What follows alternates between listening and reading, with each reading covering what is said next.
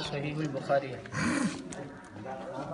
എല്ലാ ഹദീസുകളുടെ വിഷയത്തിലൊന്നും ലോക പണ്ഡിതന്മാർക്കിടയിൽ അഭിപ്രായ വ്യത്യാസമില്ല. ഇത്രയും കറക്റ്റായിട്ടാണ് അവർ ചെയ്തത്. 18ാമത്തെ വയസ്സിൽ ഇവിടുന്ന് മക്കയിലേക്ക് പോയി, മദീനയിൽ പോയി. മദീനത്ത് മസ്ജിദുൽ നബവീൻ്റെ അടുത്തൊരു പള്ളിയുണ്ട്, ഷാറ അബൂദറിൻ്റെ അടുത്ത്. മസ്ജിദുൽ ഇമാം ബുഖാരി ഇമാം താമസിച്ചത് അവിടെയാണ്. ആ പള്ളി പൊളിച്ചിട്ടാണ്, ആ വീട് പൊളിച്ചാണ് പിൽക്കാലത്ത് പള്ളി ഉണ്ടാക്കിയത്.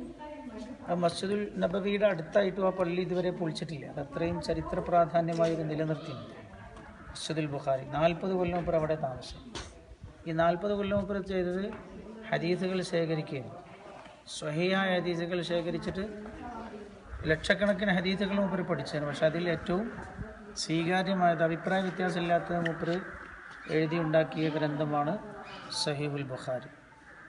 അപ്പോൾ ഇസ്ലാമിന് വലിയ ത്യാഗവും സേവനമൊക്കെ ചെയ്ത ആളാണ്. പിന്നെ